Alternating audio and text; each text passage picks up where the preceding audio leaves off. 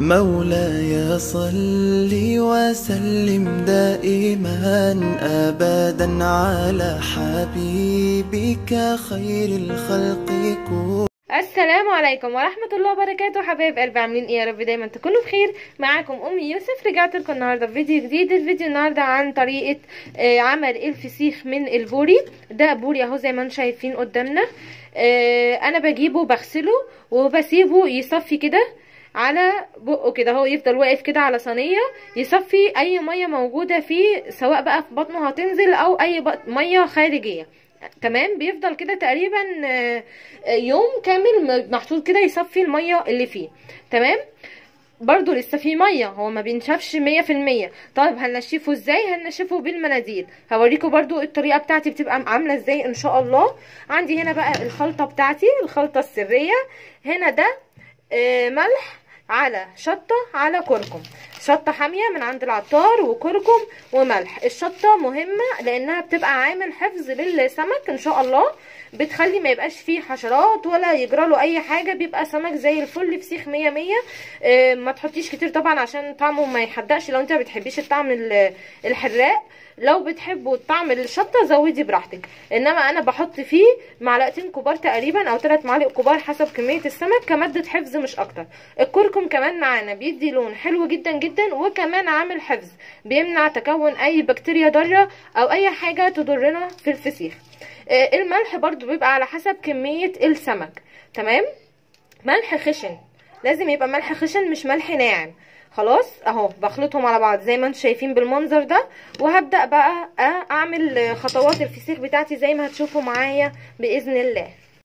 بصوا زي ما انتم شايفين كده، بندخل المناديل اللي جوه الخياشيم عشان لو في اي ميه برضو موجوده في قلب الفسيخ نكون نمتصها وما يبقاش فيه اي ميه او سوائل خالص. ومن عند بق السمكه برضو اهو زي ما انتم شايفين بندخل المنديل اللي جوه كده ننشفه كويس جدا. دي اهم خطوه يا جماعه، لازم السمك يكون ناشف جاف معايا على قد ما نقدر. هننضفه ازاي او هننشفه ازاي؟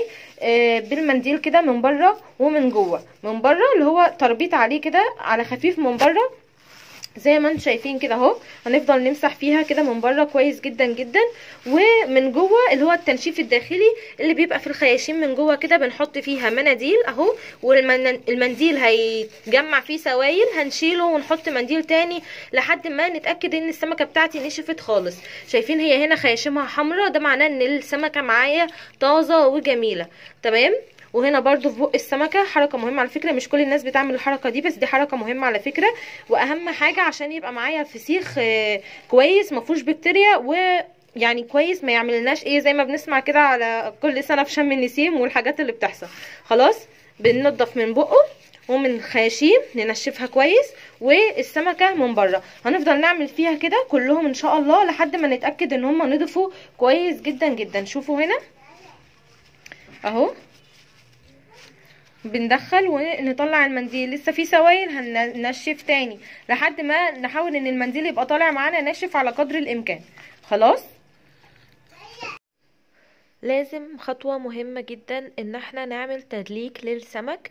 تدليك يعني ايه؟ يعني نحاول نفصل اللحم عن العظم كده بايدينا زي المساج بالظبط. هتحسي تحت ايديكي ان اللحم بيفصل فعلا عن العظم. هي معلش الحتة دي اتمسحت في الفيديو، بس لازم نعمل الخطوة دي عشان يطلع معانا فسيخ زي الزبدة ولحمه فاصل عن العظم ان شاء الله، وطري وبألف هنا وشفا. زي ما انتم شايفين كده معايا انا احنا نشفناه كده كويس جدا جدا، مفيش فيه ميه خارجيه ولا داخليه. شوفوا حتى الخياشيم بتاعتي بقت نضيفه خالص وناشفه معايا اهي. تمام، نشفناها من الميه على قد ما نقدر من الخياشيم ومن بق السمك البوري بتاعنا. دلوقتي بقى نبدا نحط الخلطه بتاعتنا، هوريكم نحطها ازاي ونحفظها ازاي. وعملنا المساج كويس جدا عشان يبدأ اللحم يبقى طري معانا. بعد كده لما يتفسخ ان شاء الله او يتعمل الفسيخ يتملح يبقى اللحم طالع معانا طري كده وزبدة. بنجيب شنطة كبيرة زي دي كده، زي اللي انتوا شايفينها دي شنطة كبيرة اهي او كيسة كبيرة. بنبدأ نجيب بق السمكة كده زي ما انتوا شايفين، ونحط التتبيلة بتاعتنا او الخلطة بتاعتنا اللي هي ملح وشطة وكمون، وكمان الخياشيم بنبدأ نملاها على قد ما نقدر بالخلطة دي اللي هي ملح وكركم وشطة. زي ما انتم شايفين كده لازم تتملى على عينها ملح، ما تكسلوش يا جماعه الملح، والله الحاجات دي حاجات مهمه جدا، الخطوات دي تمشوا الشطة عليها والملح بيحفظوها عشان ما يبقاش بعد كده تقولي الفسيخه والكركم. فيها ايه، فيها حاجه مش كويسه او طلعت مش مظبوطه. لا، امشوا على الخطوات صح عشان تطلع معاكم ان شاء الله احلى فسيخ ممكن تاكلوه في حياتكم. الطريقه دي احنا مجربينها وبنعملها على طول، طريقه تيتا وجدو يعني من زمان. فعشان كده حبيت اعرفها لكم. اهو بصوا، دي السمكه اللي هي الصغيره، ماما بتفتحها كده، بتفتح بقها وتبدا ايه تحط الخلطه، تملى بقها بالخلطه دي. لازم ما تنسوش تملوا بق السمكه، لازم بق السمكه يتملى كده، والخياشيم مش الخياشيم بس. تمام، على قد ما نقدر بنكبسها كده اهوت ونملاها بالخلطه الجميله بتاعتنا دي اهو زي ما انتم شايفين.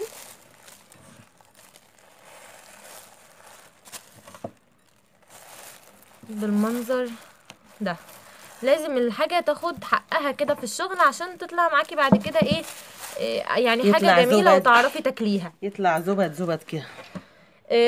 كنت عايزه اقول لكم كمان بسم الله ما شاء الله الساعه. لا قوه الا بالله. نحنط بقى. ده عمليه التحنيط. عفوا، الشطه كتير بقى وعامله شغل. هو انا عندي برد برضه. بصوا بنحطها كده من فوق وتحت، نغلف السمكه من بره بالشطه والخلطه بتاعتها اهو، ونحط كميه ملح تاني على قد ما نقدر، لان هو ده اللي هيحفظ السمك بتاعنا وهيخليه احنا اخدنا بتاع 8 معالق ملح يعني كيستين ملح. انا خلصت الكميه بتاعتي كلها اهوت وحطيتها وزودت كمان ملح معاها. كميه الملح تقريبا على ال5 سمكات دول كيسين كبار من الملح الخشن. زي ما انتم شايفين اهو غلفناهم كلهم بالخلطه بتاعتنا. مده التمليح بقى هو بالظبط 25 يوم في الشتاء، يعني احنا اليومين دول لسه برضو في برد شويه، فهيقعدوا معايا عشان يتملحوا يبقوا مظبوطين 25 يوم. في ناس بتحب تاكلهم في مده اقل، في ناس بتقعد مثلا 10 ايام او 15 يوم ويحبوا ياكلوا الفسيخ كده، دي حسب الرغبه الشخصيه. تمام، انا بقول لكم عشان يبقى كويس جدا في ضامنه ان هو ما فيهوش اي حاجه 25 يوم. يعني احنا النهارده 1/4 بعمل معاكم الفيديو اهو، النهارده 1/4 هفتح على دوت يوم شم النسيم يوم شم النسيم باذن الله. والكبيره هتقعد معايا وقت شويه عشان كده انا عملتها قبلها.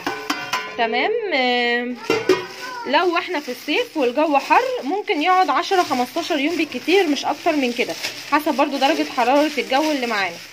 شوفوا بلفها ازاي، وهتتلف بالسلوتيب زي ما انتم شايفين. برضو معانا مجهزه معايا بكره سلوتيب، وممكن احتاج بكره تانية كمان عشان نبدا بقى ايه مرحله التحنيط. احنا لازم نحنطها كده ونلفها كويس عشان برضو فرضا لو نزل سوائل او في اي ريحه نبقى ضامنين ان مفيش حاجه تتسرب من الكيسه اهو. هنلفها بقى ونلزقها كويس، احنا هنا حطيناها في كيسه تانية، هنلزقهم كويس على بعض. هنا بقى زي ما انتم شايفين معايا هبدأ ألزق الكيسة بتاعتي كويس جدا جدا بالسلوتيب وافضيها من الهواء، وبرضو امنع ان اي هواء يخش لها. انا كده لزقت كيستين ولفيت عليهم سلوتيب، ودول كيستين كمان، يعني كده 4 شنط بلاستيك.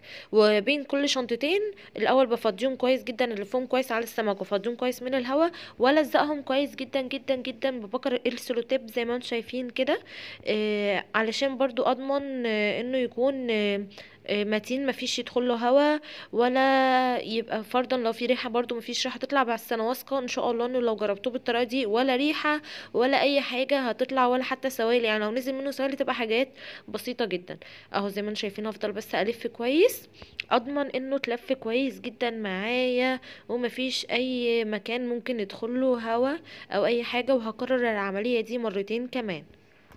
زي ما انتم شايفين معايا كده ده الشكل النهائي اهو للفسيخ بتاعي بعد ما اتلف. انا في الاخر بعد الاكياس حطيت ورق، ده الورق اللي هو بتاع السمك، انا مش عارفه ليه اسم تاني ازاي، هو بيبقى ورق تقيل كده شويه. تمام، حطيت برضو ورقتين كبار فرخين كبار كده ولفتهم ولفيت عليهم السلوتيب كده داير ما يدور زي ما انتم شايفين كده. بقى ضامنه ان مفيش حاجه تطولهم، يعني حتى لو في مثلا في البيت ناموس او هاموش او دبان او اي حاجه ممكن تعمل حشرات، ان شاء الله هتبقي ضامنه ان مفيش اي حاجه هتطوله، مفيش هوا هيطوله، لو نزل سوائل معاكي مش هيعمل اي ريحه ولا اي حاجه هتحسيها. اللي بيعملوا كميه كبيره طبعا بيحطوه في في صفيحه، بس تبقى كميات كبيره، فاحنا عشان بنعمل كميه يعني يا دوب على قد البيت، فهتبقى تتلف معايا بالطريقه دي. انا بقى بسيبه كل يومين نبدا نلف فيه، يعني هو مثلا محطوط على الحته دي النهارده، كمان يومين الفها كده، كمان يومين الفها كده، هفضل الف فيهم كده كده كده كده كده كل شويه لحد ما نيجي نفتح عليهم. ما ننساش يوم، لازم كل يوم نقعد نلفهم عشان برضو نطمن ان ايه لو في سوائل او حاجه نزلت تبقى كله من كل النواحي. خلاص. زي ما قلت لكم النهارده 1/4 وشم النسيم ان شاء الله على يوم 29. ممكن تلحقوا تعملوا دلوقتي ان شاء الله يلحق معاكم. هفتحه برضو معاكم ان شاء الله وتشوفوا شكله، هتشوفوا السمكه الكبيره معاكم وتشوفوا ده باذن الله، وربنا يستر ويطلع حلو وما يكسفناش.